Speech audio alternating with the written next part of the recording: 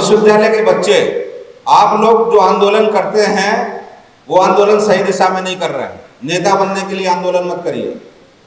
आपने बहुत कम आबादी को, जो मुश्किल से जनसंख्या में 15% 16% होगी, उसके लिए अतिरिक्त 10% EWS जो असंवैधानिक है उसकी आप घोषणा कर सकते हैं। तो अति दलितों के लिए, अति पिछड़े OBC समाज के लिए अतिरिक्त आरक्षण की मांग क्यों नहीं हो सकती?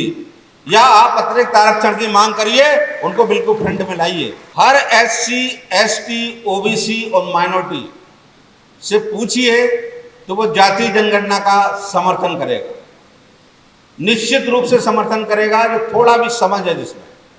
लेकिन आप कितने भी बड़े सवर्ण, जिसको सवर्ण कहते हैं समाज में, उनसे पूछिए, वो इस चीज का विरोध करेगा, मुखर होकर विरोध करेगा, चाहे वो बुद्धिजीवी वर्ग हो और चाहे पुजारी वर्ग हो या कोई आम व्यक्ति हो, चाहे सर्विस क्लास का व्यक्ति हो।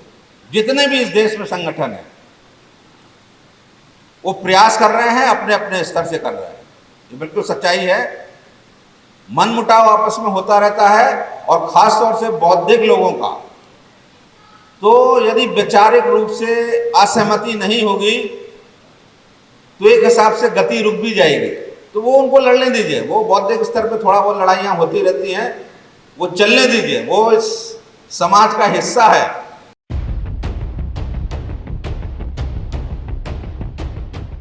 इस शानदार आयोजन के लिए सबसे पहले तो हम लोग सामाजिक चेतना फाउंडेशन के कुछ पदाधिकारी ऊपर दिख रहे होंगे, लेकिन हम लोग समझ लीजिए एक गुलदस्ते के कुछ फूल हैं, कुछ बड़े हैं, कुछ छोटे हैं, कुछ थोड़ा सा मुरझाए हुए हैं। लेकिन इस गुलदस्ते में बनाने में जो सबसे अहम भूमिका है वो सामाजिक चेतना फाउंडेशन न्यास के जो सचिव हैं महेंद्र मंडल जी, उनके लिए एक जोरदार तालियां बजाइए। हमको न्यायमूर्ति वीरेंद्र सिंह यादव सर का संरक्षण हमेशा प्राप्त होता है। उन्हीं के निर्देशानुसार ही सब कार्य होते हैं, और इस ट्रस्ट के वो संरक्षक भी हैं। हम लोगों का स्वागत हुआ तो मैं थोड़ा सा अनकंफर्टेबल भी था, लेकिन इसके सूत्रधार जो हैं महेंद्र मंडल जी को मैं मंच पे बुलाना चाहता हूँ। महेंद्र मंडल जी इधर आइए। और सही में स्वागत के और सम्मान के ये ज़्यादा हकदार हैं। हम लोग तो कहीं ना कहीं हैं। महेंद्र मंडल जी इधर आइए।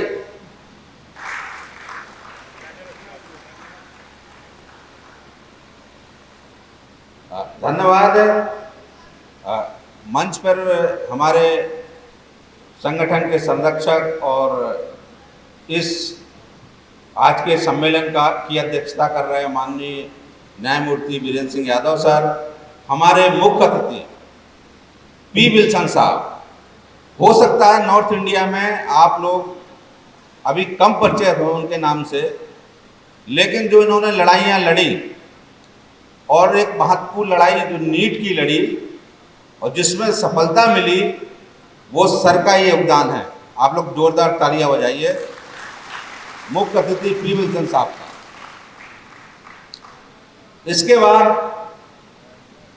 वरिष्ठता के रूप में हमारे संगठन के अध्यक्ष BD नकवी साहब, वो भी आप लखनऊ में रहते हैं, उनको जानते हैं कि हमेशा किसी न किसी कार्यक्रम में और ऐसे आयोजनों में सम्मिलित होते रहते हैं और सामाजिक रूप से बहुत ही जागरूक व्यक्ति हैं। उनके लिए एक जोरदार तालियां।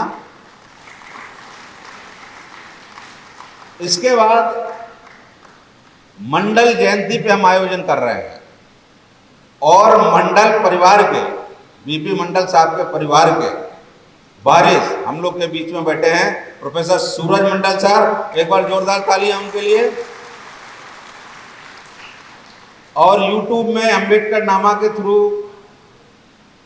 थोड़ा गुदगुदाने वाला, भाषण ना देकर कुछ खरी बातें कहने वाले प्रोफेसर रतनलाल सर दिल्ली विश्वविद्यालय से आए हैं, इनका भी स्वागत होना चाहिए।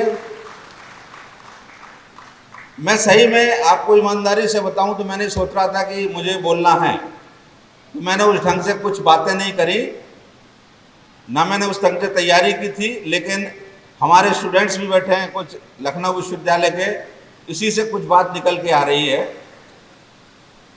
हर संगठन, जितने भी इस देश में संगठन है,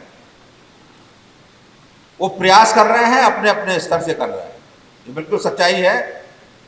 मनमुटाव आपस में होता रहता है, और खास तौर से बौद्धिक लोगों का, तो यदि वैचारिक रूप से असहमति नहीं होगी तो एक हिसाब से गति रुक भी जाएगी। तो वो उनको लड़ने दीजिए, वो बौद्धिक स्तर पे थोड़ा बहुत लड़ाइयाँ होती रहती हैं, वो चलने दीजिए, वो इस समाज का हिस्सा है। स्टूडेंट हमारे हंस रहे हैं क्योंकि बुद्धिजीवियों को एक तराजू के एक पलड़े में बिठाना बड़ा मुश्किल काम है। लेकिन दिशा देने वाले और उस दिशा को क्रियान्वयन करने वाले, ये दो पहलू हैं। इस देश में कानून बने, कानून के पालन करने वाले और कानून को पालन करवाने वाले, ये हमेशा इस देश में द्वंद्व रहा है, लड़ाई रही है। आप कितने अपने अधिकारों के प्रति जागरूक हैं, किस ढंग से अपने अधिकारों को लेना चाहते हैं, इस सब की लड़ाइयाँ पूरे मुल्क में अभी 70 साल से, उसके पहले 2000 साल से चल रही है। खासतौर से इस बहुजन वर्ग की, इस बहुजन वर्ग ने अभी एक बहुत अच्छी मुहिम पकड़ी है, जिसमें हम लोगों ने इस सम्मेलन में उसको मुख्य विषय बनाया, जाति जनगणना का मुद्दा। हर SC, ST, OBC और माइनॉरिटी से पूछिए तो वो जाति जनगणना का समर्थन करेगा, निश्चित रूप से समर्थन करेगा, जो थोड़ा भी समझ है जिसमें। लेकिन आप कितने भी बड़े सवर्ण, जिसको सवर्ण कहते हैं समाज में, उनसे पूछिए, वो इस चीज का विरोध करेगा, मुखर होकर विरोध करेगा, चाहे वो बुद्धिजीवी वर्ग हो और चाहे पुजारी वर्ग हो या कोई आम व्यक्ति हो, चाहे सर्विस क्लास का व्यक्ति हो।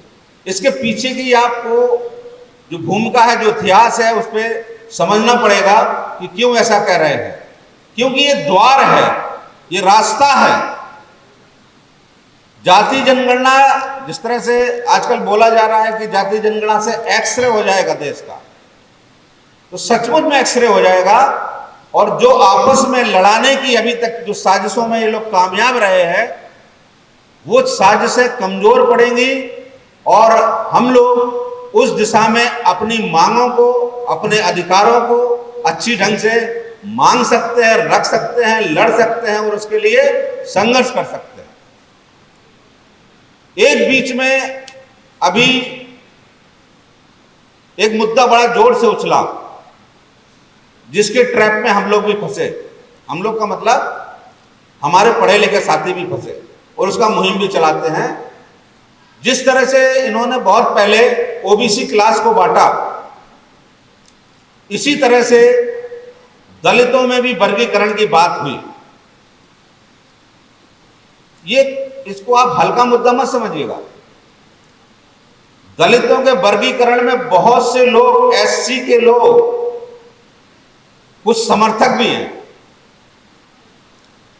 और कुछ लोग हम जैसे लोग, प्रोफेसर रतनलाल, सूर्यमंडल सर, न्यायमूर्ति सर, सब लोग, ये लोग कह रहे हैं कि नहीं, ये एक ट्रैप है। ट्रैप है, एक जाल है जिसमें फंसाना चाहते हैं। और एक मजबूत संगठन जो देश में SC, ST, OBC का है, इसकी एकता को भंग करने का प्रयास है। इतने आप अति दलित, जो जिसको कह रहे हैं अति दलितों के हिमायती हैं, तो उसके पहले के 2 प्रश्न आप ले लीजिए हमसे क्या पूरे देश के बुद्धिजीवी कह रहे हैं इस समय। क्या जब से आरक्षण लागू हुआ था, जितने % प्रतिनिधित्व देने की बात हुई थी, क्या वो हो गई है? मैं चैलेंज के साथ कहता हूं, पूरे भारतवर्ष में किसी भी संस्था को उठा लीजिए, आप एक जगह पूरा बता दीजिए आरक्षण कि SC, ST का पूरा हो गया, तो मैं अपने बात पे विड्रॉ हो जाऊंगा। तो पहले तो आप पूरा कीजिए, इसके बाद आप बांटने की बात कीजिए। दूसरा प्रश्न, यदि आप सही में बड़े हितैषी बन रहे हैं और आपस में हम लोग को लड़ाना नहीं चाहते हैं, तो उसके दो मोडस ऑपरेंडी हो सकते हैं। पहला ये है कि जिस तरह से आपने बहुत कम आबादी को, जो मुश्किल से जनसंख्या में 15% 16% होगी, उसके लिए अतिरिक्त 10% EWS जो असंवैधानिक है उसकी आप घोषणा कर सकते हैं। तो अति दलितों के लिए, अति पिछड़े ओबीसी समाज के लिए अतिरिक्त आरक्षण की मांग क्यों नहीं हो सकती? या आप अतिरिक्त आरक्षण की मांग करिए, उनको बिल्कुल फ्रंट में लाइए। मैं तो ये भी कहता हूं, इस बात का भी हिमायती हूं कि आप जो जाति प्रमाण पत्र बनाते हैं, जाति प्रमाण पत्र में केवल वर्ग लिखिए, SC लिखिए, केवल OBC लिखिए, इंटरव्यू फेस करने दीजिए, जिसकी एबिलिटी होगी चला जाएगा। खैर, एबिलिटी का प्रश्न बड़ा प्रश्न है, योग्यता कैसे निर्धारित होती है, ये भी षड्यंत्र। आप लोग सर्विस पे नौकरी कर रहे हैं, नौकरी में जाएंगे तो टेबल के इस तरफ और टेबल की उस तरफ की बात होती है, ठीक है। आपसे पूछा जाएगा, यदि आपको नहीं लेना हो तो मेरे पिताजी का नाम क्या है, आपको लेना होगा तो बताइए अपने पिताजी का नाम क्या है, ठीक है। इस तरह की बातें बिल्कुल होता है। तो योग्यता उस ढंग का, जो मनुवादी योग्यता की बात करते हैं, उस योग्यता के हम लोग कट्टर विरोधी हैं, क्योंकि योग्यता उनकी स्वयं घोषित है और अपने द्वारा ही वो निर्धारित योग्यता है कि हम ही महान हैं। पूरे इस देश में यदि आप संघर्षों का दौर देखें तो वर्ग संघर्ष, जाति संघर्ष का इतिहास रहा है, अभी भी है, अभी भी हम लोग आपस में लड़ते हैं। संगठित नहीं हो पाए, बाबा साहब के मूल मंत्र को भूल जाते हैं, बीपी मंडल साहब के मूल मंत्र को भूल जाते हैं हम लोग, लेकिन फिर भी कुछ ना कुछ हुआ। इस विषय में प्रोफेसर रतनलाल आपको अच्छी तरह से समझाएंगे और आप लोगों की थोड़ा खिंचाई भी करेंगे। लेकिन दो चीजों को आप समझिए, मेरा ये निवेदन है कि जब हम लोग आपस में जाति विभेद करते हैं तो उसके पीछे का कारण आप अभी उस ब्राह्मणवादी, उस मनुवादी व्यवस्था से आप ऊपर नहीं उठ पाए। और जब आप श्रेष्ठता की बात कर रहे हैं, मनुवाद, ब्राह्मणवाद क्या बात करता है कि श्रेष्ठता की बात करता है कि एक वर्ग या एक जाति दूसरी जाति से श्रेष्ठ है। लेकिन जो संविधानवादी हैं, जो इस देश में अंबेडकरवादी हैं, बीपी मंडलवादी हैं और जो सामाजिक न्याय की लड़ाई लड़ रहे हैं, वो समानतावादी हैं। वो कहते हैं नहीं, सब समान है, श्रेष्ठ नहीं है। तो आप दलित में आपस में वैमनस्य है, रोटी बेटी का संबंध अभी बहुत जगह नहीं है, ओबीसी में भी नहीं है। तो हम लोगों में भी अपनी सुधार, आत्म चिंतन करने की आवश्यकता है।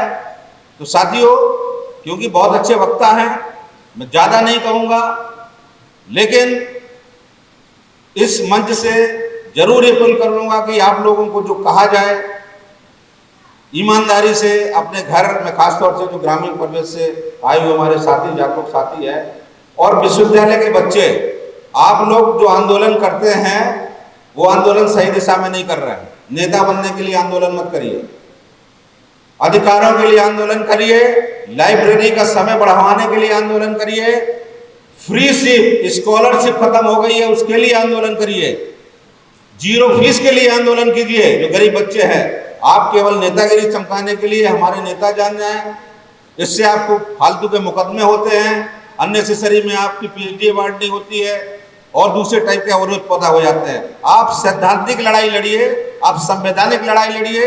इसी सब शुभकामनाओं के साथ आप सबको इस मंच से बहुत बहुत जय भीम, जय मंडल, जय संविधान, जय जोहार।